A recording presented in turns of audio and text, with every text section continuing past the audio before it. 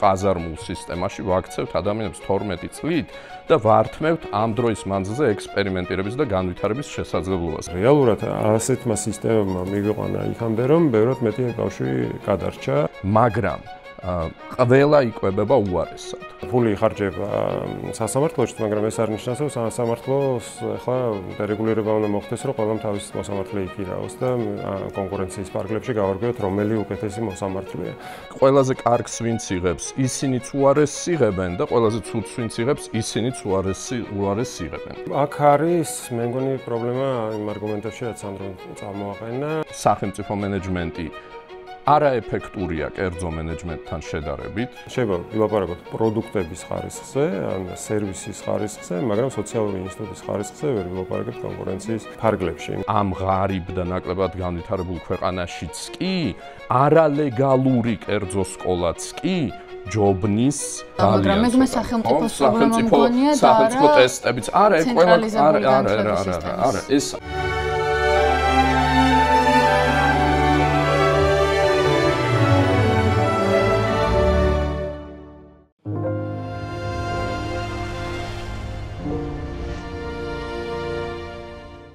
მოგესალმებით, მე ვარ ანა ყავლაშვილი და თქვენ უყურებთ გადაცემა კამათობის რიგით მე-7 ეპიზოდს მის მინეს YouTube პლატფორმაზე, რომელიც გადის ყოველ ორშაბათს 22 საათზე. შეგახსენებთ, რომ ჩვენი მთავარი მიზეზი ამ გადაცემის დაწყების არის ის, რომ შევქმნათ სივრცე, სადაც ადამიანები შეძლებენ მოსვლას, კონსტრუქციულ და შინაარსობრივი დებატის გამართვა, სადაც შეძლებენ რომ თავისი პოზიცია დააფიქსირონ, ასევე გიახსნან არგუმენტირებული მსჯელობით და მათ შორის საზოგადოება დაარწმუნონ თავის სიმართლეში, მოხდინონ საზოგადოების უკეთესად გარკვეულ რიგ საკითხების მიმართ. ამ პროექტის განხორციელებაში გვეხმარება ჩვენი გენერალური სპონსორი საქართველოს უნივერსიტეტი. ინოვაცია ხდება იქ, სადაც ერთმანეთის ცნობის მოყვარეობა და გამბედაობა ხდება.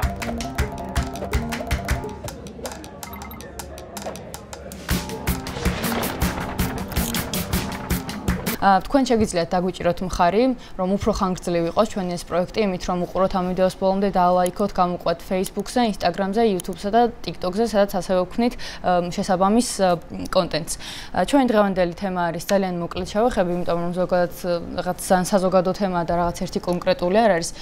განათლების სისტემა უნდა იყოს კერძო, თუ უნდა იყოს საჯარო, უნდა იყოს ცენტრალიზებული, უნიფიცირებული, თუ ყველა ადამიანს შეეძლოს თავისუფალი კონკურენციის პირობებში მისი გაცემა და ასევე მიღება. ამ თემებს განვიხილავთ.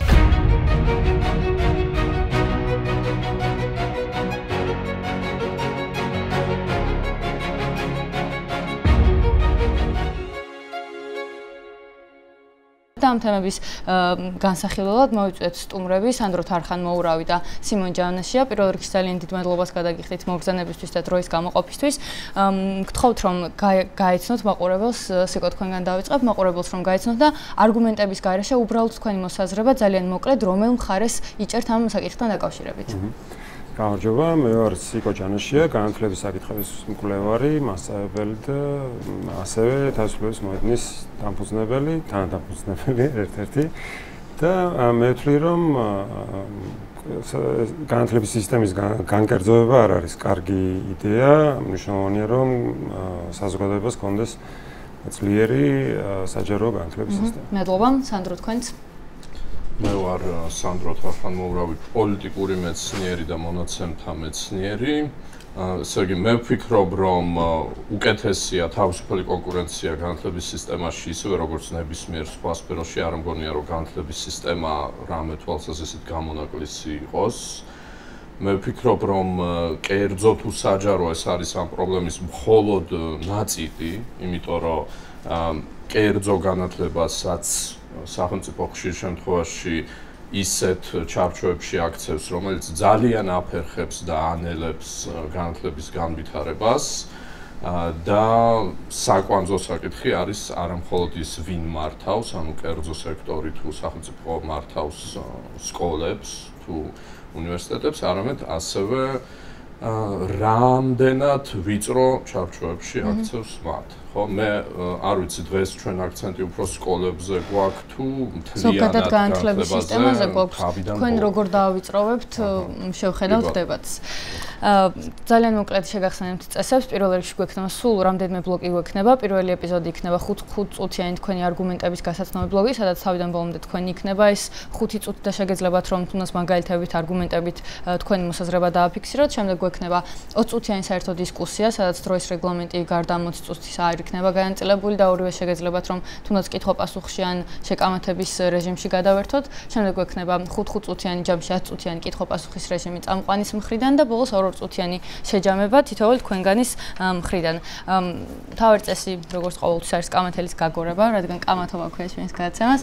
გავაგოროთ და გავიგოთ ვინ დაიწყებს ამ დებატს. 5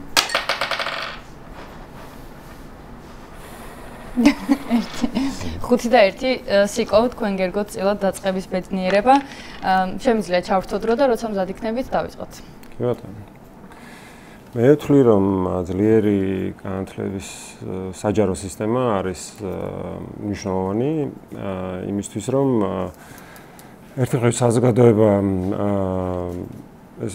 საზოგადოებამ შეძლოს რომ კონდეს უფრო სამართლიანი შესაძლებლობები, განათლება არის ერთ-ერთი მთავარი შესაძლებლობა ადამიანისთვის რომ მიაღწიოს საკუთარ მიზნებს, იმიტომ რომ ჩვენი სამუშაო გარემო იქნება ეკონომიკური გარემო, კულტურული გარემო თუ სხვა, გულისხმობს იმას, რომ განათლება არის ერთ-ერთი ინსტრუმენტი ადამიანის შინაგანი მოთხოვნილებების დაკმაყოფილებისთვის, სოციალური ადგილის მოპოვებისთვის და ძლიერი განათლების სისტემა არის მნიშვნელოვანი იმისთვის, რომ თითოეულ ინდივიდს მიცეს შესაძლებლობა, რომ მიაღწიოს იმ ბედნიერებას, რაც თვითონ წარმოუდგენია, რომ არის მისთვის მნიშვნელოვანი.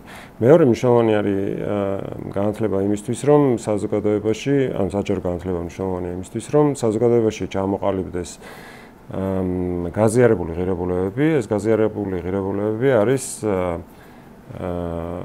საფუძველი, მაგალითად, ისეთი მნიშვნელოვანი გაერთიანებების არსებობისთვის, როგორც არის ერი, ხო? მაგალითად, ჩვენ თუ საერთო ენაზე ვსაუბრობთ, საერთო კულტურული რაღაც ღირებულებები გვაქვს, საერთო ისტორია გვაქვს, მაშინ და საერთო მიზნებიც გვაქვს, ხადია, მაშინ თავს თვლით ერად და სამოქალაქო განათლებისთვის მნიშვნელოვანია, რომ რაღაცნაირი საერთო განათლების სისტემა არსებობდეს. საჯარო განათლების სისტემა უფრო უკეთესად იძლევა ამის შესაძლებლობას, ვიდრე შედარებით უფრო დეცენტრალიზებული სისტემები. ცხადია, კერძო სისტემაში შეიძლება არსებობდეს საერთო მიზნები და საერთო ღირებულებები.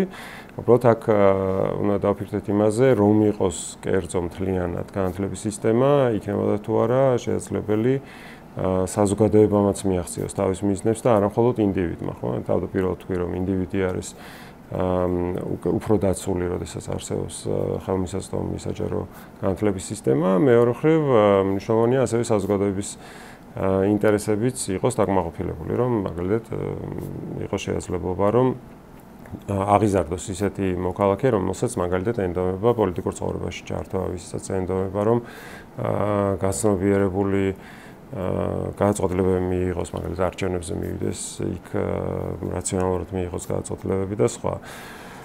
და მესამე არგუმენტი, რაც თვლი, რისთვისაც მნიშვნელოვანია ხა და ფოკუსირება იყოს საჯარო სისტემაზე და არა კერძო ჰიპოთეტურ რაღაც უკეთეს სისტემაზე, არის ის, რომ დღეს განათლების სისტემაში არის უამრავი პრობლემა, რომელიც ვერ გამოსწორდება მაინც-ამაინც განათლების სისტემის განკერძოებით. მაგალითად, ერთ-ერთი პრობლემა არის განათლების ხელმისაწვდომობა, ხო?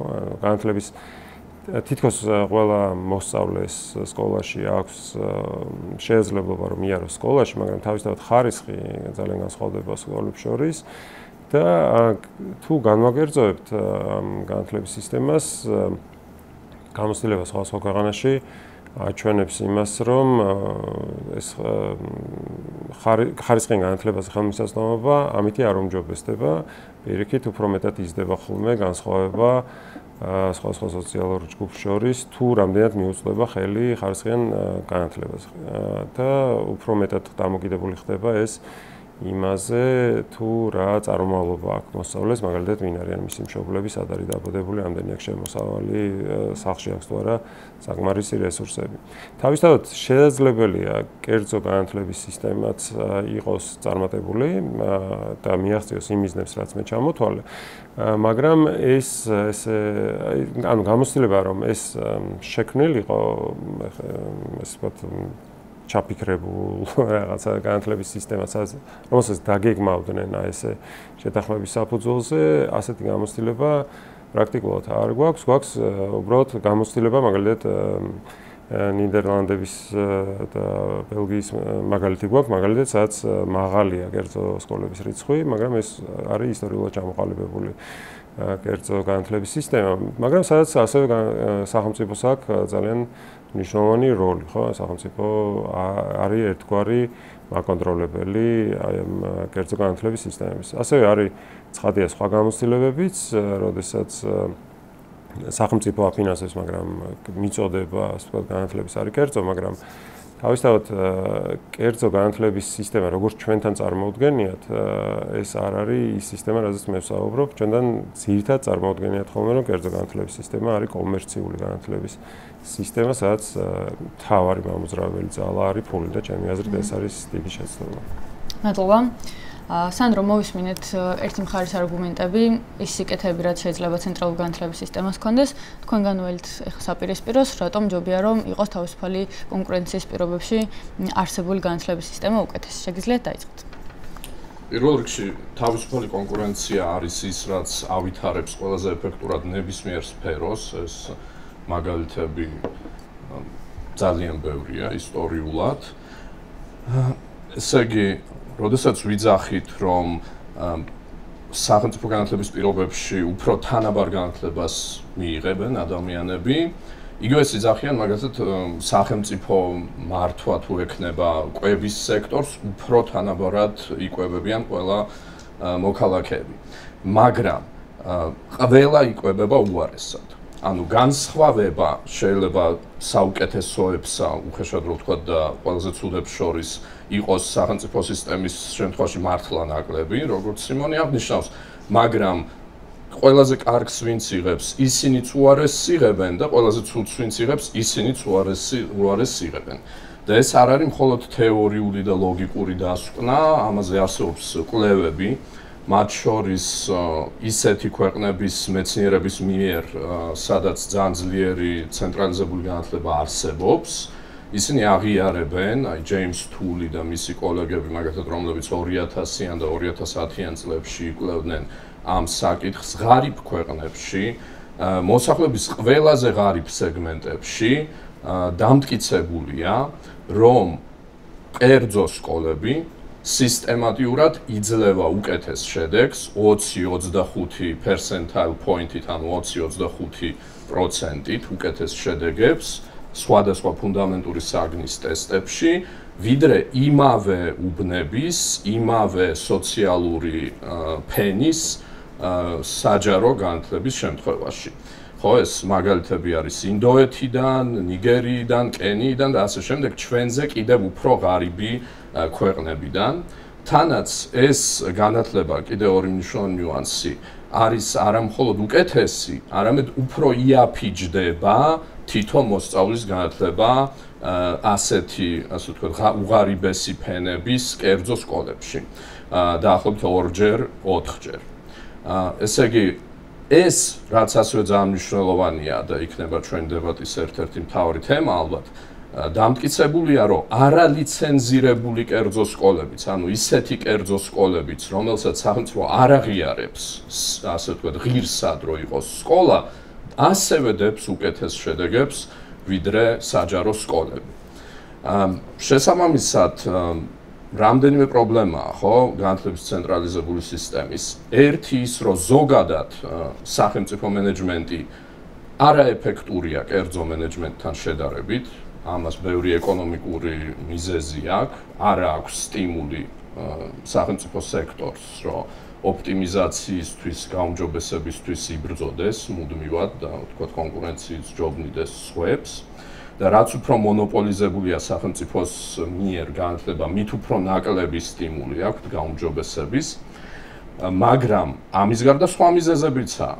ცენტრალიზებული განათლების სისტემა არსებითად ნიშნავს, რომ რაღაცა ორგანო, თქვათ განათლების სამინისტრო, ადგენს ყველამ როგორ უნდა ისწავლოს, ხო? და ეს მოდელი გარდა იმისა, რომ კლავს ექსპერიმენტირების შესაძლებლობას, ასევე მარტივი ანალიზის დონეზე შეიძლება ვაჩვენოთ, რომ არის ბევრი თვალსაზრისით ძალიან ცუდი. მაგალითად, ეხლა ეროვნული სასწავლო გეგმა, რომელსაც აძალებენ როგორც სახელმწიფო, ისე კერძო სკოლებს, ხო? მიმულია ისეთ იდეაზე, რომ ყველა მოსწავლის კომპეტენცია უნდა განისაზღვრებოდეს, თქვათ, მისი კლასით, ასაკით, ხო? რაც ახლა მაგალითად ენის კურსებზე რომ მიდიხართ, არავინ არ გაჯგუფებთ ასაკის მიხედვით, ხო? გაჯგუფებენ ცოდნის, კომპეტენციის, მზადყოფნის და ინტერესის მიხედვით, ხო? აბსოლუტურად არაეფექტურია ეს იდეა, რომ დაბადების წელი განსაზღვრავს, თქვათ, ვისთან ერთად უნდა დასვა კლასში ადამიანები და ვისთან ერთად ისწავლონ. ეს არის მხოლოდ ერთი მაგალითი, მაგრამ ასეთ აბსურდულ რაღაცა დაშვებებზე, აბსოლუტურად უსაფუძვლო დაშვებებზე, რომ აი მაინც და მაინც ეს არის სწორი, დგას მთელი სახელმწიფო განათლების სისტემა. და განკერძოვება და პირველ რიგში დერეგულირება. მათ შორის შეიძლება სახელმწიფოს მენეჯმენტის ქვეშ, თქვა, დაუშვათ, რომ რაღაცა რაოდენობის სასწავლებელი არსებობდეს, მაგრამ მათი დერეგულირებაც შეიძლება გაცილებით მეტი თავისუფლების მინიჭება მათთვის, რომ მოსინჯონ სხვადასხვა მოდელი და ვნახოთ პრაქტიკაში ვისთვის რა ჯობია და რატომ. მადლობა საინტერესო პოზიციებისთვის ორივე თქვენგანს. ეხლა გადავდივართ 20 წუთიან რეჟიმზე და შეგვიძლია რომ სიმონ შეგიძლიათ რომ თქვენ უპასუხოთ ამ არგუმენტებს, რადგან ბოლოს სანდრომ დაასრულა საუბარი. ხო, აქ არის, მე მგონი პრობლემა იმ არგუმენტებში, რაც სანდრომ წამოაყენა, ჩვენ გვაქვს ძალიან მნიშვნელოვანი მაგალითები იმისი, რომ იმ ქვეყნებში, სადაც არის საჯარო განათლების სისტემა, ის ქვეყნები, როგორც სისტემები, უკეთეს შედეგებს აჩვენებენ, ვიდრე სხვა სისტემები, სადაც უფრო მეტია კერძო განათლება. მაგალითად, ფინეთი არის ამისი ერთ-ერთი ყველაზე პოპულარული მაგალითი, ხო? ფინეთში პრაქტიკულად არის კერძო სკოლები, საჯარო სისტემა არის ძალიან განვითარებული და როგორც სანდრომ თქვა, აი აქ ეს მართალია, ძალიან ახლოს არის საუკეთესო შედეგების მქონე სკოლები, ყველაზე უარეს შედეგების მქონე სკოლებთან. ეს სისტემები ცხადია არის ნაწილი სოციალური პოლიტიკის. ან თუ ჩვენი სოციალური პოლიტიკა იქნება განსაზღვრული შედეგნაირად, რომ ვიტყვით, რომ ჩვენთვის არ აქვს მნიშვნელობა ბავშვი ისწავლის თუ არ ისწავლის, მაშინ შეიძლება ჯობდეს, რომ შევეშოთ ფინურ მოდელს და მაგალითად, რა ვიცი, ყველაზე ღარიბი ქვეყნები რაც ჩამოთვალა, იმ მოდელებს ქვეყნები არ ჩამოთვლა, მაგრამ მაგალითი ახსენა, რომ არის მაგალითები, სადაც კერძო იაფი სკოლები უკეთეს შედეგს აჩვენებენ. თუმცა ჩვენთანაც არის კვლევა ჩატარებული 2015 წელს, ეს ჩაატარა ისეთმა, სადაც ჩანს, რომ ერთ-ერთი სოციო-ეკონომიკური წარმომავლობის მოსწავლეებს თვალადართ კერძო და საჯარო სკოლებში, განსხვავება საერთოდ უმნიშვნელოა. კერძო სკოლა ჩვენთან ვერ იძლევა ისეთ შედეგებს, რომლისთვისაც ღირდა რომ განკერძოება მომხდარიყო. ხა აქ შეიძლება სანდრომ ისიც თქვას, რომ ეს იმიტომ ვერ იძლევა ამ შედეგებს, რომ სახელმწიფო ზღუდავს კერძო სკოლებს.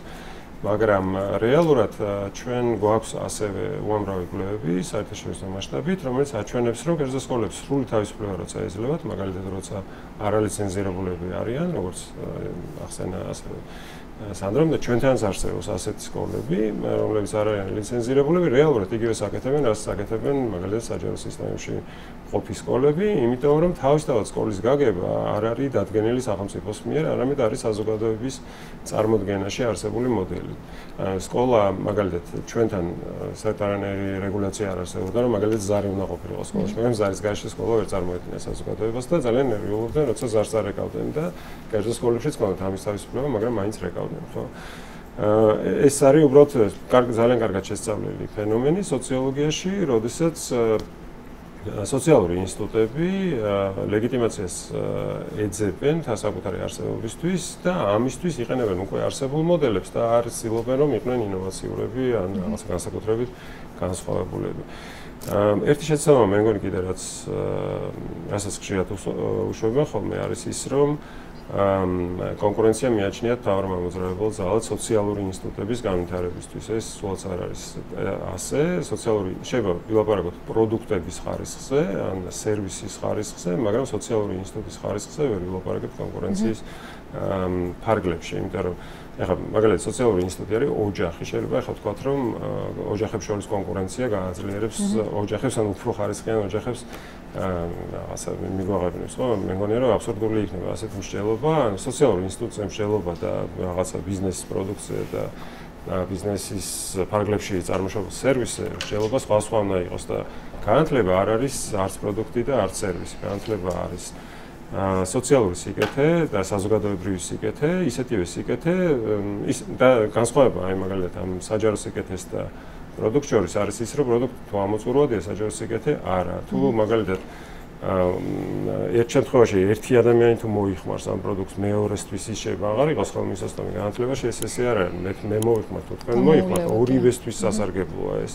ან თქვენ ფიქრობთ, რომ ამაში სარგებლის მაძებელი ადამიანები არ უნდა იყვნენ ჩართული, მაგალითად გულისხმობ იმას, რომ სანდროს პოზიცია მგონი ასეთია, რომ ეს შეიძლება იყოს ბიზნესი, კონკურენციის გამო ადამიანები ცდილობდნენ, რომ სხვებს მიეწოდონ უკეთესი განათლების სისტემა, იმიტომ რომ პირადად თავად ქონეთ უფრო მეტი მოგება. როგორც მივხვდით, თქვენ ამბობთ, რომ ამაში ადამიანები არ უნდა ეძებდნენ მოგებას და უფრო რაღაც საერთო სიკეთისკენ უნდა იყვნენ მიმართულები. რა ვიცი, აი მაგალითად თქვენ ვერ დამისახელებთ ვერცერთ მომგებიან ასე ვთქვათ, ვერცერთ კომერციულ მოგებას დაფუძნებულ კარგ უნივერსიტეტს. აი უბრალოდ ცადეთ, აბა გაიხსენეთ რომელიმე მსოფლიოში ცნობილი უნივერსიტეტი და მითხრათ რომელი არის მაგალითად კომერციული უნივერსიტეტი. არც ერთი, ხო, ყველა უნივერსიტეტი მაგალითად ახლა სკოლებს დაკლებათ ვიცნობთ, მაგრამ იქაც იგივე ხდება, მაგრამ მაგალითად ისეთი ცნობილი უნივერსიტეტები როგორც არის პრინსტონი, ჰარვარდი, იელი და ასე შემდეგ, ყველა არის არამომგებიანი. რატო ხდება ეს მაშინ? თუ კონკურენცია მოგება, ანუ თუ კომერციული ინტერესი ავითარებს უნივერსიტეტებს, რატომ მუშაობენ ისინი არა კომერციული? სანდრო, რას უპასუხებდით ამ არგუმენტებთან დაკავშირებით? არა, ის რომ განათლება არ არის სერვისი, ეს უბრალოდ ტყუილია. განათლება ზუსტად ისეთივე სერვისია, განათლების სერვისი არსებობს უამრავი, დაწყებული უამრავი ინტერნეტ პროექტიდან, ხო, კურსერა და ასე შემდეგ, დამთავრებული, ვთქვათ, ენის კურსებით და ვთქვათ, კერძო მასწავლებლებით. სრული აბსურდია ვამტკიცოთ, რომ კერძო მასწავლებელი, ვთქვათ, რომელიც ამზადებს რაღაცას სფეროში, ბავშვს და ამაში იღებს ფულს, ეს არ არის სერვისი და არ არის ბიზნესი. ხო, ყველა მშვენივრად ვიცით, რომ ეს ისეთივე სერვისი და ბიზნესია, როგორც ვთქვათ, ამზადო ხაჭაპური და ხაჭაპური აჭამო ხალხს რაღაც ფულის სანაცვლოდ, ხო? ამ შემთხვევაში ადამიანი ფულის სანაცვლოდ აწვდის ცოდნას და ეხლა ესეთი რაღაცა ზოგადი ფრაზები, რომ ეს არ შეიძლება იყოს სერვისი და ეს სოციალური ინსტიტუტი, ეს უბრალოდ დემაგოგია, ანუ არაფერი არ ამტკიცებს ამას რაციონალურად, ხო? შეიძლება რაღაცა სიტყვები გამოვიყენოთ, მაგრამ მე გარს არ ცვლის, ხო? მათ შორის საჯარო სკოლებიც კი ისეთივე ჩვეულებრივ ეკონომიკურ მოდელზე მუშაობს, როგორც ნებისმიერი ბიზნესი, ხო? ესე იგი, მათ სჭირდებათ ფული, რომ გადაუხადონ ხელფასები თავის თანამშრომლებს და ასე შემდეგ. ხა აქ არის შეიძლება დეტალი, რომ მოგებას, ვთქვათ, რაღაცა ბიზნესი მეტს იტოვებს, რაღაცა ბიზნესი ნაკლებს და ვთქვათ, საჯარო სკოლას შეიძლება პირდაპირ ოფიციალური გზებით აკრძალული კონდეს რაღაცა მოგება დაიტოვოს, მაგრამ ისევ და ისევ 90%-ით ეს არის სრულად ერთნაირი მოვლენა. იხარჯება ფული რაღაცა სერვისის შექმნაში. მორჩა, ეს არის სერვისის განმარტება, ხო? და თვითონ ეფექტურობის ძალიან ბევრი პირდაპირ და ირიბი მაჩვენებელი გვაქვს, ხო? სად სწავლობენ ადამიანები უკეთ ენას, ენის კურსებზე, ვთქვათ, კერძო პედაგოგებთან თუ საჯარო სკოლებში, ხო? საჯარო სკოლებში რომ უკეთ სწავლობდნენ მაგალითად ადამიანები ენას, ხო, არ მივიდოდნენ არც კერძო პედაგოგებთან და არც ენის კურსებს. არა, ეს არ არის სიმართლე. ნახეთ, მაგალითად ბრაიან კაპლანს აქვს კარგად გამოკვლეული ეს საკითხი თავის წიგნში, რომელიც 2018 წელს გამოვიდა, სადაც მაგალითად მოყავს სტატისტიკა, რომ ამერიკაში, სადაც ბევრად მაღალი შედეგებია, ვთქვათ, PISA-ს ტესტებში ვიდრე საქართველოში, მხოლოდ 10%, აი ხაზი მიაქციეთ ყურადღება ამ რიცხვს. ადამიანების მხოლოდ 10%-ს სკოლაში უცხო ენის სწავლიდან 3 წლის შემდეგ აქვს შენარჩუნებული ამ ენის ელემენტარული ცოდნა მაინც. 90%-ს ახსოვს მხოლოდ ერთეულოვანი სიტყვები. ალგებრის შემთხვევაში ეს მასჩვენებელი არის 17%. მხოლოდ 17%, ანუ მხოლოდ დაახლოებით მე-6-ს ადამიანების ახსოვს სკოლიდან 5 წელიწადში ელემენტარული ალგებრა. აქ არ არის საუბარი რაღაცა რთულ ცოდნაზე. ეს უნივერსალური კანონზომიერებაა. ადამიანებს უბრალოდ არ ახსოვს. და თუ რეპეტიტორთან ემზადებოდა, მაშინ უფრო მეტად ახსოვს. ეს ხო არა, ერთი წამი. ნახეთ, დასაცავი იდეაში აქ საჯარო სკოლების სისტემაა, იმიტომ რომ ეხლა ესეთი რაღაცა თქვა ბატონმა სიმონმა, რომ ის რომ თქვა საქართველოში ბევრად უკეთესი შედეგები არ აქვს კერძო სკოლებს, აჩვენებს რომ არ ღირდა ამ კერძო სკოლების შექმნა და მე პირიქით შევატრიალებდი ამ საკითხს. ის რომ საჯარო სკოლების შედეგები არ არის უკეთესი და იქნებ სულაც უარესია ვიდრე კერძო სკოლების, ნუ რეალურად უარესია. აჩვენებს რომ საჯარო სკოლების სისტემა არ ამართლებს, ხო? რატო ჭირდება კერძო და დერეგულირებულ განათლებას გამართლება და არა სწორედ საჯარო და მკაცრად რეგულირებულ განათლებას. ეხლა რაც შეეხება ფინეთის საკითხს, ფინეთის საკითხის სინამდვილეში ზუსტად თუ ფინეთს გამოვიყენებთ კარგ მაგალითს, ჩემს ერთ-ერთ არგუმენტს ამყარებს. მე ხაზი გავუსვი, რომ ნიშნობა აქ არა მხოლოდ იმას, რომ განათლება ვინ მართავს, არამედ ასევე რამდენად ვიწრო ჩარჩოებში სვამს განათლებას სახელმწიფო. და ფინეთის მაგალითი, არც ყველა ამის მაგალითად მოყავთ, რაც ბოლო 10 წელია და მეტი, არის ის, სადაც მოხდა ძალიან მნიშვნელოვნად ლიბერალიზაცია, თქვათ, სწავლების მიდგომების, ხო? ანუ ბევრად მეტი დამოუკიდებლობა მიენიჭათ, თქვათ, თუნდაც მოსწავლეებს იმაში, რა ისწავლიან და როგორ. ხო და მე ვფიქრობ, რომ ფინური მოდელი შეიძლება იყოს შედარებით კარგი ცენტრალიზებული მოდელი, მაგრამ დეცენტრალიზებული მოდელი კიდევ უკეთესია, ვიდრე ცენტრალიზებული. ეხლა, როდესაც გვეუბნებიან, რომ თქვათ, საუკეთესო ქვეყნების, საუკეთესო შედეგების მქონე ქვეყნების განათლების სისტემები არის ცენტრალიზებული, ეს არ არის მიზეზ-შედეგობრივი კავშირი. იმიტომ არის მათი შედეგები უკეთესი, რომ ეს არის მდიდარი, მაღალგანვითარებული ქვეყნები. ანუ ნიდერლანდებში, ვთქვათ, იმიტომ კი არაა უფრო მაღალი PISA-ს შედეგები, ვიდრე ინდოეთში, რომ იქ უფრო სახელმწიფო განათლებაა. ხო, ორივეგან ერთნაირად სახელმწიფო განათლებაა ინდოეთი, საერთოდ როგორც სოციალისტური ქვეყანა შეიქმნა, როდესაც გამოდამოკიდებელი გახდა, ხო? არამედ იმიტომ, რომ ეს აბსოლუტურად სხვადასხვა განვითარების დონეზე მყოფი ქვეყნები და საზოგადოებებია, მათ შორის ეკონომიკური განვითარების დონე არის, რა თქმა უნდა, გადამწყვეტი. და ინდოეთის შემთხვევაში, მაგალითად, ზუსტად ის კი არ არის აქ გაკვეთილი, რომ ჩვენ აი ღარიბი და ასე იგი პირობითად ნაკლებად განვითარებული ქვეყნიდან ვისწავლოთ. აქ ის იყო გაკვეთილი, რომ ამ ღარიბ და ნაკლებად განვითარებულ ქვეყანაშიც კი არალეგალური კერძო სკოლაც კი ჯობნის ლეგალურ, ოფიციალურ, ცენტრალიზებულ ჭკვიანი სამინისტროს მიერ დაგეგმილ და მართულ სკოლას, რომელიც არის ინდოეთის აბსოლუტური უმრავლესობა. ინდოეთი კარგი მაგალითია, ზუსტად იმის დასამტკიცებლად, რატომ არის ცენტრალიზებული უფრო ეფექტური, იმიტომ რომ ინდოეთში ინდოეთის სხვადასხვა ნაწილს აქვს სხვადასხვა განათლების სისტემა და კერალა, რომელიც ყველაზე მეტად არის სოციალურად ორიენტირებული, აქვს ყველაზე კარგი შედეგები განათლებაში და კარგი იქნებოდა, რომ ჩვენს გვენახა რითი განსხვავდებიან ინდოეთის სხვადასხვა ნაწილები ერთმანეთისგან. ფინური განათლების სისტემა ბევრად უფრო ცენტრალიზებულია და ბევრად უფრო დარეგულირებულია, ვიდრე მაგალითად ამერიკის შეერთებული შტატების სისტემა და ბევრად უკეთეს შედეგს აჩვენებს, ამიტომ აქ ვერ ვიტყვით, რომ ერთი ღარიბი ქვეყანაა და მეორე, ასე ვთქვათ, ეკონომიკურად უფრო განვითარებული და ამიტომ არის ფინეთში უკეთესი შედეგები. რაც შეეხება სოციალურ ინსტიტუტებს, მაგალითად, იმის თქმა, რომ რაშიც ფული იხარჯება, ყველაფერი არის ისეთივე გაცვლა, როგორც შეიძლება წარმოვიდგინოთ მაგალითად ეკონომიკურ ურთიერთობებში. ეს მე მგონია, რომ რა ვიცი, ნათლად ჩანს იმ მაგალითზე, რაც მოვიყვანე, ხო, ოჯახი არ დგას ეკონომიკურ ურთიერთობაზე, ხო, დგას ღირებულებებზე, დგას რაღაცა საერთო მიზნებზე და სხვა. აი მაგალითად, ფული იხარჯება სასამართლოში, მაგრამ ეს არ ნიშნავს, რომ სასამართლოს ახლა დერეგულირება უნდა მოხდეს, რომ ყველამ თავისი მოსამართლე იქირაოს და კონკურენციის პარკლებში გავარკვიოთ, რომელი უკეთესი მოსამართლეა. სოციალურ ინსტიტუტებს აქვს საკუთარი მიზნები. რაც შეეხება განათლებას, როგორც სერვისს, აქ მთავარი არგუმენტი ამის წინააღმდეგ არის ის, რომ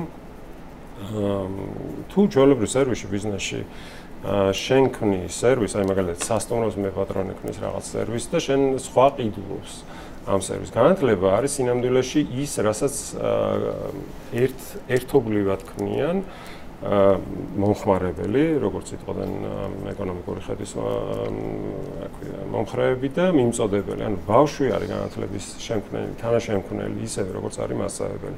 ანუ განათლება ის კი არ არის, რასაც მასწავლებელი ფლობს და მე ყიდის ბავშვზე, ან ის პროცესი კი არ არის, რომელიც ორგანიზებული არის მასწავლებლის მიერ და მე ბავშვი ან მისი მშობელი ყიდულობს მისგან. მაგრამ განათლება არის პროცესიც და შედეგიც, ანუ ის ღირებულებები, რომელიც განუვითარდა ბავშვის კომპეტენციები, რომელიც ბავშვს განუვითარდა. ამიტომაც არის პრობლემა, როცა კომერციული ხდება განათლება, იმიტომ რომ კომერციული მიზნებიდან გამომდინარე სკოლებს, კერძო სკოლებს და უნივერსიტეტებსაც ურჩევნიათ, რომ აიყვანონ ისეთი მოსწავლეები, რომლებიც მათ კომერციულ მიზნებს უკეთესად დააკმაყოფილებენ და არა საზოგადოებრივი მიზნებისთვის იქნება მნიშვნელოვანი. ანუ მე თუ მინდა რომ გავყიდო ჩემი სერვისი, თუ ესე ვფიქრობ, მაშინ ჩემთვის უკეთესია რომ ავიყვანო ის მოსწავლეები, რომლებიც კარგ შედეგებს აჩვენებენ და მე ვთქვა, რომ აი ნახე, ჩემი სკოლის შედეგები არის მაღალი.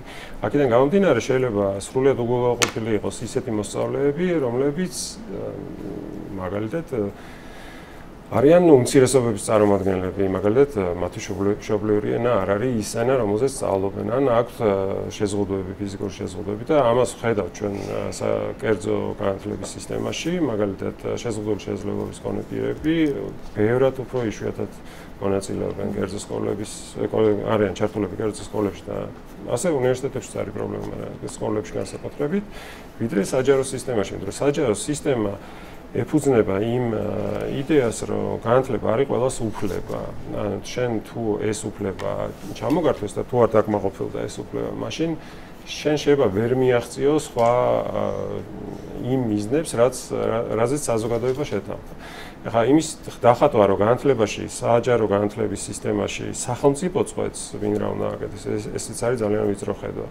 დემოკრატიულ განათლების სისტემაში საზოგადოება, რომელიც გირავს სახელმწიფოს ცხადია, რომელიც ქმნის სახელმწიფო ორგანოებს, მშობელი და სპეციალისტები ერთობლივად უნდა წყვეტდნენ იმას, რა არის უკეთესი თითოეული მოსწავლისთვის ან ბავშვებისთვის, როგორც ჯგუფისთვის და მათ შორის მსჯელობა და მათ შორის კამათი არის ის, რაც საშუალებას იძლევა, რომ უკეთესი განათლება მიიღოს, იმიტომ რომ ის იდეა, რაზეც სანდრო ლაპარაკობს, რომ აი ვიღაც ყიდის განათლებას და ვიღაც ყიდულობს და იმ ყიდულმა უკეთესად იცის, როგორ განათლება ჭირდება, ეს ეფუძნება იმ იდეასაც, რომ მშობლებმა უკეთესად იციან, რა ჭირდებათ მათ შვილებს და ესეც უამრავი კვლევით არის დადასტურებული, რომ მშობლები, რომლებსაც თვითონ არ აქვს განათლება და გამოცდილება კარგი განათლების მიღების, ხშირად ცდებიან, როცა საკუთარი ბავშვებისთვის რაღაც არჩევას აკეთებენ.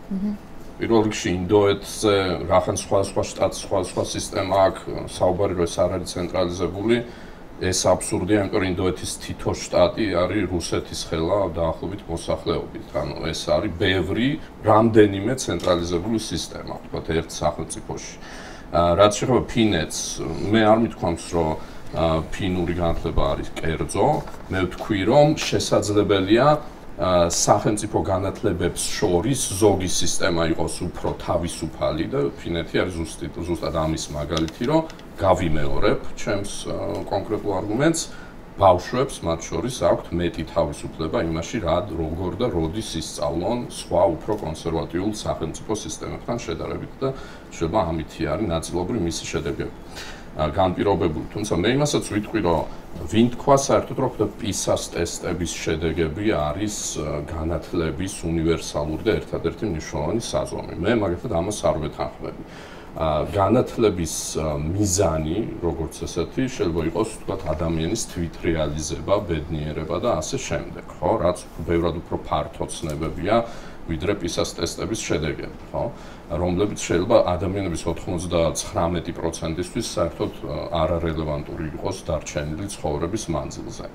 ვინც რაღაც შესაბამის სფეროში არ აგრძელებს მუშაობას, ხო? მერე არსებობს ასევე უამრავი კვლევა, რომელიც აჩვენებს, რომ თქვათ ადამიანების ისეთი ზოგადი უნარები, თქვათ ანალიტიკური უნარები, ხო?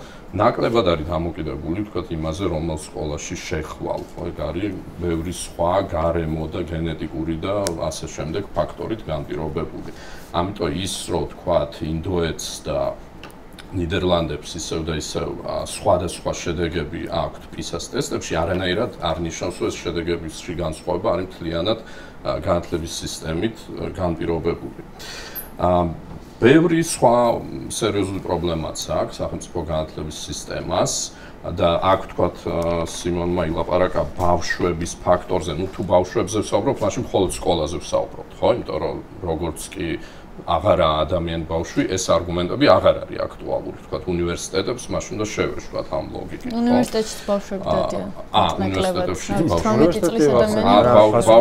ბავშვი როდის მთავრდება, ბავშვობა როდის. არა, მე უნივერსიტეტების მაგალითს მოვიყვანე, მაგრამ პასუხი არ არის. არა, ბავშვების არგუმენტი არ ამგონია აქტუალური ამ განათლების ლომის წილთან მიმართებაში, იმიტომ რომ რა ვიცი, განათლება როგორც რაღაცა სასრული პროცესი, რომელიც X ასაკიდან Y ასაკამდე გრძელდება, ესეც არის აი ამ სახელმწიფო ცენტრალიზებული სისტემის ერთ-ერთი დანაშაული აი ამ ლეგენდის შექმნა, იმიტომ რომ განათლება არის სრულიად უწყვეტი პროცესი, რომელიც იწყება ადამიანის დაბადებიდან და გრძელდება სიკვდილამდე. ერთი წუთი დაგვრჩა რომ ჩავატიოთ სხვა პრობლემებიდან უბრალოდ რამდენიმე საღვნიშნავ, ეს არის ის, რომ ცენტრალიზებული განათლების სისტემა და რაც უფრო ცენტრალიზებული მკაცრად რეგულირებულია, მით უფრო ასე არის ინდოქტრინაციის ინსტრუმენტი ნებისმიერი მთავრობის ხელში.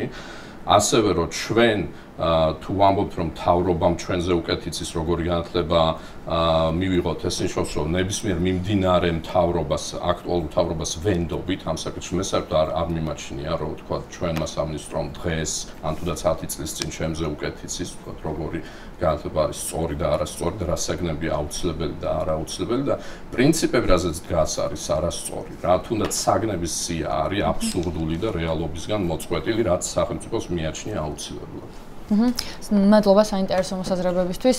მე თქვენი საუბრიდან გამომდინარე გამიჩნდა ორივე კითხვა. ბოლოს ახსენა სანდრომ სახელმწიფოს მნიშვნელობა ამ თემასთან დაკავშირებით და თქვენთან მექნებოდა ესეთი კითხვა. ჯერ კითხვას დავსვამ მე ჩავთავთ 5 წუთს რომ მე თქვენი დრო არ წავიღო. ამაზე არ ყოფილა აქამდე საუბარი, სანამ სანდრო არ შემოიტანდა ამ საკითხს. მაინტერესებს რამდენად საშიში არის ეს თქვენთვის და რას ფიქრობთ ამის გამოსწორების გზად, რომ მაგალითად თუნდაც ახლა საქართველოშიც არის იმის საშიშროება, რომ სახელმწიფომ, მთავრობამ, რომელსაც აქვს ახლა ოკუპირებული მთელი ქვეყანა, ის ფასეულობები და ცრუ ფასეულობები ჩაუნერგოს ადამიანებს, ბავშვებს, რომელიც უნდა რომ ჩაუნერგოს ის რაღაც რწმენები, რაც გონია რომ მისთვის უფრო მნიშვნელოვანი იქნება გაუნათლებელი ხალხი გაზარდოს პირდაპირ მნიშვნელობის და ისტორიაში ბიძინა ივანიშვილი შეიყვანოს ერთ-ერთ ქველმოქმედების მაგალითად. ამ შემთხვევაში რამდენად საშიში არის ეს თქვენთვის და ამას როგორ ვებრძოლოთ, მაინტერესებს თქვენი პოზიცია. ხო, მე თითქოს უკვე ვილაპარაკე ამაზე, ანუ სანდროს არ დავუწყე ამ თემაზე ლაპარაკი. მე როცა ვამბობდი რომ დემოკრატიულ საზოგადოებაში მხოლოდ სახელმწიფოს კი არ აქვს გადამწყვეტი სიტყვა, არამედ იქ დემოკრატიულ სისტემაში იქვე ერთვებიან მშობლების და იქვე ერთვებიან სპეციალისტები. ეს არის ძალიან მნიშვნელოვანი. იმიტომ რომ რაც არ უნდა ხაზგასმულად არ გამიგია ჩემი არ არის პრობლემა. უბრალოდ ხო შეიძლება სახელმწიფოს საფრთხეებთან დაკავშირებით არ მილაპარაკია ეს, მაგრამ ანუ დემოკრატიისთვის რატო არის ეს მნიშვნელოვანი? დემოკრატიისთვის მნიშვნელოვანია რომ არც სახელმწიფო წარმოვიდგინოთ როგორც ძიძა სახელმწიფო, რომელიც ყველაფერს წვეთს ბავშვებისთვის, მოქალაქეებისთვის, მაგრამ არ ძიძების სახელმწიფო და ესე აქვს აღწერილი ემი კატმანის ძალიან მნიშვნელოვანი წიგნია დემოკრატია განათლება. ანუ ძიძების სახელმწიფო იქნება და სადაც მშობლები წყვეტენ ყველაფერს, ხო და სადაც მშობლები იღებენ განაცვლებას, მაგალითად რასაგნები უნდა ისწავლებოდეს სკოლაში. აი როგორ წარმოგიდგენია ხა ჩვენ მშობელმა რომ განაცვლებას ალგებრა უნდა ისწავლებოდეს, გეომეტრია უნდა ისწავლოს, გეოლოგია უნდა ისწავლოს თუ ფიზიკა უნდა ისწავლოს თუ ბიოლოგია უნდა ისწავლებოდეს. ამიტომ მე მგონია რომ ხო მნიშვნელოვანია ამას დაფიქრება, რეალურად სტრუქტურა რაც გვაქვს, ამას არც ერთ სახელმწიფო არ წყვეტს. ეს არის კარგად ჩამოყალიბებული რაღაცა სოციალური ფენომენი, უკვე განათლება. ანუ არც ერთ სახელმწიფოს არ გამოუგონია ის სტრუქტურა, რითიც ჩვენი განათლების სისტემა გავს, მაგალითად, ფინურ განათლების სისტემას, ამერიკულ განათლების მიზნად და ასე შემდეგ. ხო, თავისთავად ის, რომ კლასებში არიან განაწილებულები ბავშვები ასაკის მიხედვით და ასე შემდეგ, ეს უფრო სპეციალისტების შექმნილი სისტემაა, ვიდრე, თქვათ, რაღაცა მთავრობების. მთავრობების საფრთხე არსებობს და გასანეიტრალებლად მნიშვნელოვანია იყოს ბალანსი დაცული. ეს არის, ხო, იმ სამი რაღაცა საკუთხედად რო წარმოვიდგინოთ, სადაც არის ოჯახი, საზოგადოება, მთავრობა, რომელიც წესით გამოხატავს საზოგადოების ინტერესებს და სადაც არიან სპეციალისტები, იმიტომ რომ მაგალითად სპეციალისტმა შეიძლება თქვას, რომ აი რა ვიცი, სახელმწიფოს კი უნდა და მშობლების კი გიждდება ამ რაღაცაზე, მაგრამ ეს ცუდია ბავშვისთვის, იმიტომ რომ მაგალითად ამ დატვირთვის პირობებში ბავშვის ფიზიკური განვითარება შეიძლება შეფერხდეს, ან რა ვიცი, გონებრივად შეიძლება აზრი არ ქონდეს იმის სწავლებას ამ ასაკში, რასაც ვასწავლეთ, ხო? ანუ ეს ხო ვერ იქნება ხო ესე ბაზარზე და იმაზე რა ქვია, მოთხოვნა მიწოდებაზე დაკმაყოფილებული, რომ აი თქვა მშობლების 5%-მა სცადოს, რომ თავის ბავშვებს ასწავლოს, რა ვიცი, მეორე კლასში, თქვა, უმაღლესი მათემატიკა, მე მიხდნენ, რომ არ მუშაობს და მე ვიღაცებმა გადაწყვეტენ, რომ თორმე ამის სწავლება არ ღირდა და მე ამ ბავშვებს უნდა აღუდგინო, თორმე რაღაცა რამდენიმე წლის მერე ეს დანაკლის, ხო? ესე არ მუშაობს ეგ სისტემა, ესე მუშაობს, რა ვიცი, მართლა სუპერმარკეტი, რომ იქ რაღაც რო არ მოგეწონება, მეორე დღეს მიხვალოს სხვა რაღაც იყიდი. მაგრამ სოციალური სისტემები, სადაც განათლების უფლება გვინდა, რომ იყოს დაცული, ესე ვერ იმუშავებს, იმიტომ რომ შენ ვერ იტყვი, რომ მთელი ცხოვრება გაგწინ და ეხლა რას დაგაკელი 7 წლის ასაკში, მე აინაზღარო 17 წლის ასაკში, ესე არ მუშაობს, იმიტომ რომ რაღაც ასაკამდე თუ ბავშვს არ აქვს შეიძლება რომ განვითარდეს, შეიძლება დაგვიანებული იყოს მე უკვე გვიან ასაკში ამის გაკეთება. ამიტომაც არის ხო, რომ მაგალითად არა მხოლოდ განათლებაში, არამედ ჯანდაცვის სფეროშიც, როცა სახელმწიფო აიძულებს მშობლებს, მათ შორის კონკრეტულ პერიოდულობით შემოწმებას, მაგალითად, ბავშვის წონა რაღაც ასაკში აუცილებლად უნდა შეამოწმა, რომ იცოდე ვითარდება ეს ფიზიკურად თუ არ ვითარდება, ხო? შეიძლება ამას დავარქვათ ტირანია, რომ აი რას ქვია სახელმწიფო აიძულებს მშობელს რომ ეს შეამოწმოს, მაგრამ რეალურად ასეთმა სისტემამ მივიყვანა იქამდე, რომ ბევრად მეტი ბავშვი გადარჩა რაღაც ადრეულ სიკვდილიანობას, ხო? განათლებაშიც მსგავსი რამ შეიძლება იყოს დაკვირვებადი, მაგალითად, როდესაც ჩვენ არ ქონდა სავალდებულო განათლების სისტემა, სადაც სახელმწიფო არ იყო ჩართული ასევე სკოლების შექმნაში, მაინდამაინც კარგი შედეგები არ ქონდა, ხო? აი მაგალითად, მე-20 საუკუნის დასაწყისისთვის 20-დან 25%-მდე მოსახლეობის ქონდა ელემენტარული წერა-კითხვის უნარები, ხო? და ბავშვების დაახლოებით 1/3 იყო სკოლებში ჩართული და თუ სახელმწიფო გამოეთიშება ამ თამაშს, მაშინ რთულია მისი წარმოდგენა, ვინ დადგება ბავშვის მხარეს, მაშინ როცა ოჯახი არ დგას. და აი ეს აუცილებლად არის გასათვალისწინებელი ჩემი აზრით. მადლობა. საინტერესო პოზიცია ნამდვილად. სანდრო, თქვენთან გადმოვალ შეკითხვით, ისევ 5 წუთს მერე ჩავრთავ, როცა თქვენი პასუხი ჯერი დადგება. მე მაინტერესებს ესეთ რაღაც, თქვენ ლაპარაკიდან გამომდინარე, რამდენიმე მაგალითს წავაწყდით, სადაც საუბრობდით საჯარო განათლების ხარვეზებზე. მაგალითად ის, რომ ბავშვები, როგორც წეღან სიმონს ახსენა, შეიძლება ასაკის მიხედვით ჯგუფდებოდნენ და არა იმ ცოდნის ან ინტერესის მიხედვით, რაც შეიძლება უფრო ეფექტური იყოს. სხვა მაგალითები იყო კიდე ხა სიმართლე გითხრათ ვერ ვიხსენეთ, მაგრამ ამ მაგალითებიდან გამომდინარე გამიჩნდა ეს შეკითხვა, რომ ხომარჯობია, რომ ამ მაგალითების და ამ პრობლემების გამოსწორებაზე ვიმუშაოთ და არა საერთოდ ახალი დეცენტრალიზებული სისტემის შექმნაზე. გულისხმობ იმას, რომ მაგალითად ამერიკის შეერთებულ შტატებში არ ვიცი რამდენი სიმართლეა რომ ამბობენ, რომ ძალიან გაუნათლებლები არიან სკოლის შემდეგო, მაგრამ მე სიმართლე გითხრათ ცოტა მეჭვება, იმიტომ რომ ადამიანები, რომლებიც თავისი ინტერესის მიხედვით ირჩევენ მერვე კლასიდან რა ისწავლონ და მათ შორის იქ აქვთ არა ასაკის მიხედვით დაჯგუფება კლასების, არამედ ინტერესის და დონის მიხედვით ალგებრას ისწავლის ბავშვი, გეომეტრიას, ინგლისურს თუ რას. გულისხმობ ამ ყველაფრით იმის თქმა მინდა, რომ შეიძლება ამ პრობლემების გამოსწორება, რაც თქვენ დაასახელეთ საჯარო განათლების პრობლემებად. და ხო არ ჯობია, რომ ამ პრობლემების გამოსწორებაზე ვისაუბროთ, ბავშვებს შევქმნათ უფრო კომფორტული და მათზე ორიენტირებული სისტემა. და არა ის, რომ მაგალითად შევქმნათ დეცენტრირებული სისტემა, სადაც ადამიანები სარგებელზე იქნებენ ორიენტირებული და შეიძლება სადღაც მაღალმთიან აჭარაში საერთოდ არავის გაუჩნდეს იმის мотиваცია, რომ სკოლა ჩადგას, იმიტომ რომ იქ ადამიანები ვერ გადაიხდიან სწავლის საფასურს. შეგიძლიათ მიპასუხოთ. მე ვფიქრობ, რომ ცენტრალიზებული სისტემა შეიძლება იყოს გავხადოთ ნაკლებად ცუდი, ყოველთვის უალტერნატივო სისტემა შეიძლება იყოს ძალიან ცუდი, შეიძლება იყოს ცუდი. უალტერნატივო სისტემა ყველა შემთხვევაში ცუდია, როგორც ნებისმიერი უალტერნატივო რამე და მე ვიმეორებ ეს სერვისია, ისევე როგორც უალტერნატივო კვების სერვისი იქნებოდა ცუდი, მაგრამ შეიძლება ყოფილიყო უკეთესი ან უარესი, ხო?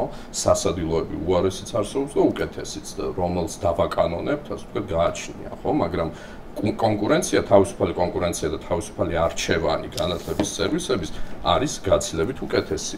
უამრავი მიზეზით. მათ შორის ახლა ბატონი სიმონიც აღიარებს, რომ თქვათ ეს არ არის რაღაც ერთი სამინისტროს ახირება, არამედ ჩამოყალიბებული სისტემა და სპეციალისტების კონსენსუსია, მაგალითად, რომ ბავშვები უნდა დააჯგუფო ასაკის მიხედვით და არა ინტერესის და უნარების მიხედვით. აბსოლუტურად არაეფექტურია. ეს რო ეფექტური იყოს, თქვათ, ენის კურსებიც ეგრე იმუშავებდა, ხო? მაგრამ ენის კურსები არ არის დამოკიდებული. კიდე მაგას გეკითხებით, აი ინტერესების მიხედვით დააჯგუფოთ. კი ბატონო, ანუ მაგას უპასუხე უკვე, ანუ შეიძლება გავაუმჯობესოთ უალტერნატივო სისტემა, მაგრამ მე ვფიქრობ, რომ უალტერნატივო სისტემა არ უნდა გქონდეს არც ერთ შემთხვევაში. თუნდაც იყოს გაუმჯობესებული.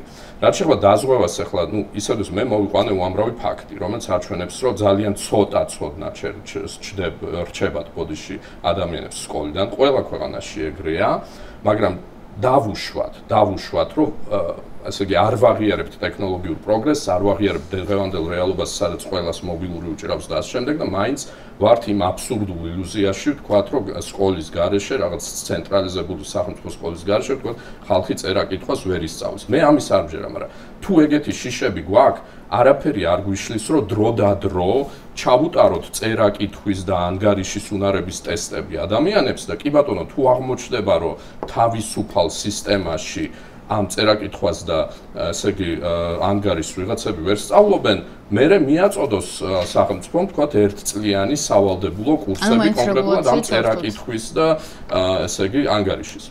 რომც დავუშვათ, რომ სკოლა აღწევს ამას, იმიტომ რომ ეს სრული სისულელეა. მობილურით სწავლობენ ბავშვები დღეს წერა-კითხვას, რა.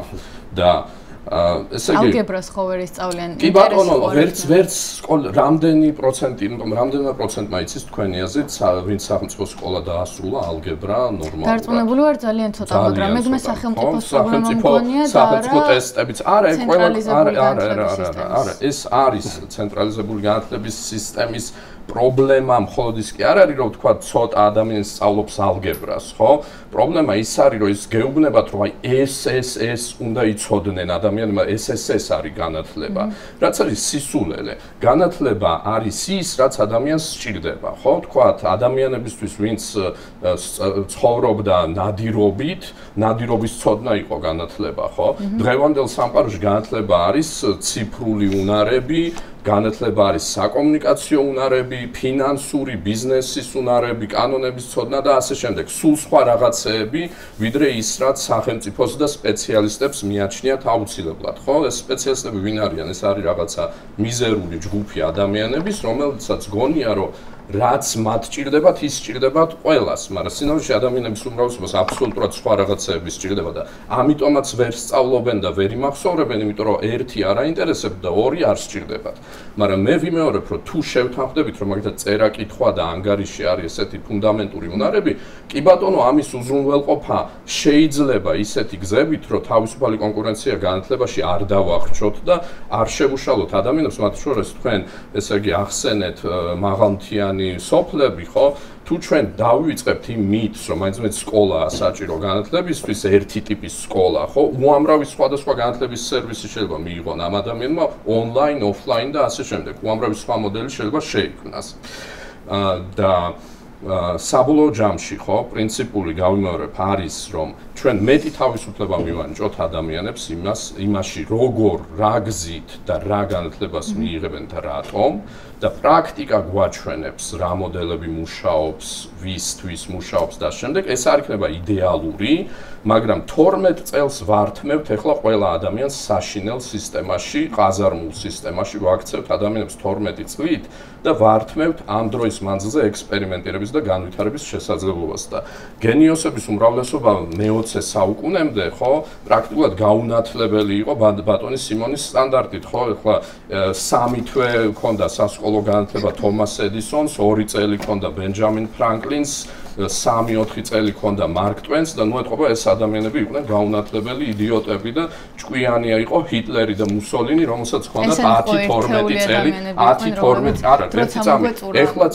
ერთეულები არიან გენიოსები და დიდი ადამიანები და ჰიტლერს და მუსოლინს ქონდათ 10-12 წელი ცენტრალიზებული განათლება გავლილი და 1800 წლის ამერიკაში, რომელიც იყო გაცილებით უფრო თავისუფალი, დემოკრატიული და პროგრესული სახელმწიფო განვითარების თვალსაზრისით არ არსებობდა ცენტრალიზებული განათლების სისტემა და ყველა ევროპულ ქვეყანაში მე-20 საუკუნეში, რომელმაც წამოიწყო პირველი და მეორე მსოფლიო ომი და ერთმანეთი გადახოცა ნაციონალისტური და იდეოლოგიური იდეებით, მათ შორის საბჭოთა კავშირმა, ყველა ამ ქვეყანას ჰქონდა მასობრივი ცენტრალიზებული პირდაპირ კავშირშია. პირდაპირ კავშირში. შეიძლება ჯადოქრებს რო წვავდნენ, მაშინ უკეთესი დრო იყო, ვიდრე დღევანდელი სისტემა, სადაც ჰოლოკოსტი მაგალითად ისწავლება, რომ არის არა, ეს მათ შორის კომუნისტურ სისტემაში, კომუნისტურ ჩინეთში, საბჭოთა კავშირშიც და დღევანდელ რუსეთში, სადაც სკოლაში ასწავლიან.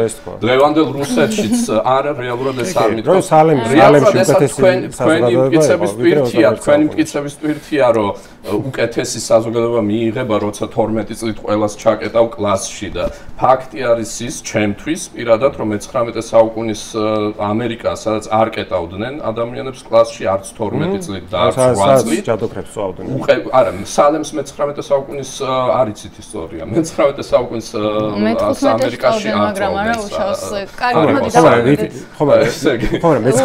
ძალიან სასაცილო 19 საუკუნის ამერიკაში რა უნდა სალემს. უფრო თავისუფლება როცა იყო, მაშინ ამბობთ. არა, როცა ადამიანი გამოქვაბულში ცხოვრობდა, მაგას ამბობთ. თქვენი ძახით რომ კარგი საზოგადოების ჩამოყალიბებისთვის აუცილებელია ესე იგი ცენტრალიზებული განათლების სისტემა და მე ფაქტი მომყავს რომ ცენტრალიზებული განათლების სისტემა ქონდა იმ საფრანგეთს, საბჭოთა კავშირს და გერმანიას, რომელიც ნახევარი ევროპა დახოცეს და მათ შორის ჰოლოკოსტი, ხო, 8 მილიონი ებრაელი დახოცეს მხოლოდ ესე იგი გერმანიაში, რომელსაც ჰქონდა ყველაზე ძლიერი და ცენტრალიზებული განათლების სისტემა აღიარებული ამ პერიოდის მთელ მსოფლიოში და ეს იყო 1000-ჯერ უარესი მოვლენა თავისი მასშტაბით ჰოლოკოსტი და მათ შორის ჰოლოდომორი და რაც საბჭოთა კავშირში ხდებოდა, ვიდრე მათ შორის ის საშინელებები, რომლებსაც თქვენ შუა საუკუნეებზე ყვებით. შეჯამებაზე გადავიდეთ.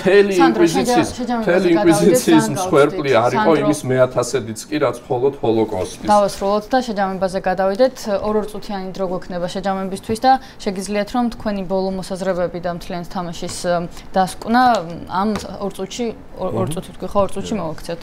ხო, ბრავის, მე ძალიან უცნაურ იდეებს ვისმენ აქ.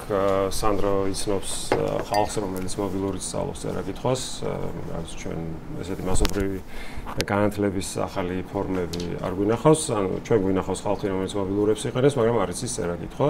ესეთი ხალხი მე პირადად მინახავს მაგალითად. სკოლაში რო უსწავლიათ და არიციან წერა-კითხვა, ეგეთებიც ხო გინახავთ. ანუ ზოგს პრინციპში არის, სკოლაში რო უსწავლეთ, დროს რო არიცავენ, ეგეთი ხალხიც მინახავს მაგალითად.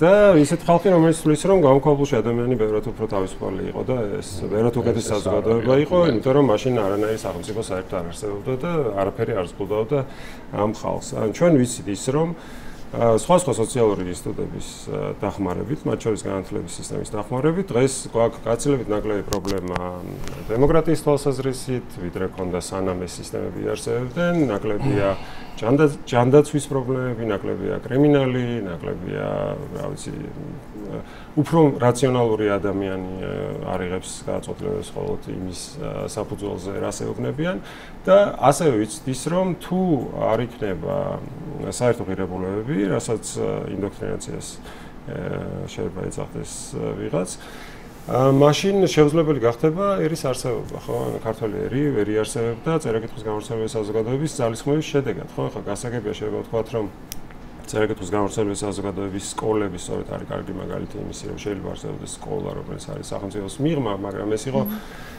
ეს გახდა საფუძველი პირველი რესპუბლიკის დროს იმისთვის, რომ ბავშვების განათლება შესაძლებელი გამხდარიყო, ხო? იმისთვის, რომ მასწავლებლები მომზადებულიყვნენ უფრო რაციონალურ საფუძვლებს დადებოდა ეს განათლება. უცნაურია, როცა ვისმენთ იმას, რომ მაგალითად ტესტები არ არის კარგი შეფასების ინსტრუმენტი განათლებისთვის და ამ დროს სულ ტესტირება მოყავს სანდროს იმ ინსტრუმენტად, რომელიც უნდა გამოვიყენოთ იმ შემთხვევაში, რომ გავარკვიოთ ადამიანი თუ ვერ იღებს განათლებას, ხო? და ასევე მაგალითად ეს PISA-ს ტესტები და არა PISA-ს ტესტები მე არ მიხსენებია საერთოდ არც ერთხელ ყოველთვის ახსენებდა სანდრო. ამიტომ მე მგონია, რომ ცოტა უფრო თანმიმდევრული იყოს ეს არგუმენტები დააჯობია თავისუფალი სისტემა რეგულირებულ სისტემას ჯობია გადავხედოთ ისტორიულ მაგალითებსაც და ვიმოქმედოთ შესაბამისად. მადლობა. სანდრო, შეგიძლია ბოლჯერ უპასუხო სიმონს და ასევე შეაჯამო თამაში. კი, ესე იგი, ტესტირება ჩემი მიზანი კი არ არის. მე ვიძახი, რომ თუ თქვენ, თქვათ, ცენტრალიზებული განათლების მომხრეებს გეშინიათ, რომ თქვენი გენიალური 12 წლიანი თქვათ ყაზარმული სისტემის გარეშე, სავალდებულო სისტემის გარეშე ხალხი დარჩება წერა-კითხვის უცოდინარი, შევამოწმოთ თქო ეს ტესტებით. მე იმას კი არ ვიძახი, რომ ტესტირება არის მთელი განათლების კარგი შემფასებელი. მე იმას ვიძახი, რომ კონკრეტულად ამისთვის შეიძლება გამოვიყენოთ, თუ ასეთი კონცერნი, თუ ასეთი შიში არსებობს, რომ ხალხი დარჩება წერა-კითხვის უცოდინარი, რისიც მე არ მჯერა. მაგრამ ეს სხვა საკითხია, კი ბატონო, შევამოწმოთ და პრაქტიკაში გავარკვიოთ. ისევ და ისევ ბევრს ვერაფერს ვერ იმახსოვრებს ხალხი ამ 12 წლიანი ყაზარმული სისტემის შედეგად. ამას კვლევები აჩვენებს, სხვადასხვა ქვეყნების კვლევები. და ზოგადი უნარები თუ ანგარიში წერა-კითხვა, კი ბატონო, მე ვფიქრობ, რომ ეს ძალიან ბევრი გზით მიღწევადი უნარებია, მაგრამ თუ ჩვენ არ გვჯერა და გვგონია, რომ მხოლოდ სახელმწიფოს აქვს ეს გენიალური უნარი, რომ ხალხს წერა-კითხვა ასწავლოს თანამედროვე მსოფლიოში, ხო? კი ბატონო, მივანჭოთ მაშინ კონკრეტულად ეს ფუნქცია, ხო? ადამიანების უმრავლესობას კიდევ ერთხელ ვიმეორებ, მე-20 საუკუნემდე, ხო, გერმანია იყო, ვთქვათ, შედარებით სადაც ხანგრძლივი განათლება დაინერგა უფრო ადრე, მაგრამ ძირითადად ჰქონდა, ვთქვათ, 1, 2, 3, 4, მაქსიმუმ 8 წლის განათლება. რატო გაიზარდა ეს 12 წლამდე, ხო? 8 წელში ვერ ვასწავლით იმ საბაზისო უნარებს ადამიანებს. თუ რაღაცა ისეთს ვასწავლით, რაც აუცილებელს, რაც მაინც 2 წელიწადში ავიწყდებათ, ხო? რაც შეეხება გამოქვაბულის არგუმენტს, მე არასოდეს არ მithქვამს არსად, რომ გამოქვაბულში ცხოვრება ჯობია თანამედროვე ცხოვრებას. აბსოლუტურად საპირისპიროს ვიძახი. ტექნოლოგიური პროგრესი და ეკონომიკური განვითარება და ზოგადად საზოგადოების განვითარება არის ის, რაც განსაზღვრავს ჩვენს ყოფას და არა განათლების სისტემა. განათლების სისტემას მიაწერენ და ითვისებენ ამ მიღწევებს, რომლებიც რეალურად ტექნოლოგიური პროგრესის შედეგია. კი ბატონო. მადლობა ძალიან დიდი ორივე თქვენგანს პირველ რიგში მობრძანებისთვის და შემდეგ საინტერესო დისკუსიის გამართვისთვის. მგონია, რომ საკმაოდ საინტერესო დებატი გამოგვივიდა და ასევე ვფიქრობ, რომ მაყურებლისთვისაც იქნება რაღაც სარგებლის მომტანი. ვისურვებდი, რომ ბევრი ასეთი დებატი გაიმართოს ასევე განათლების სფეროშიც და სხვა სფეროებთან დაკავშირებით. ჩვენ შეხვდებით მომავალ ორშაბათს ისევ 22 საათზე და მადლობას გადავხდით ჩვენს გენერალურ სპონსორს საქართველოს უნივერსიტეტს. მომავალი კი მათია, ვინც წარსულის გააზრებით ხვალინდელ დღეს ქმნის.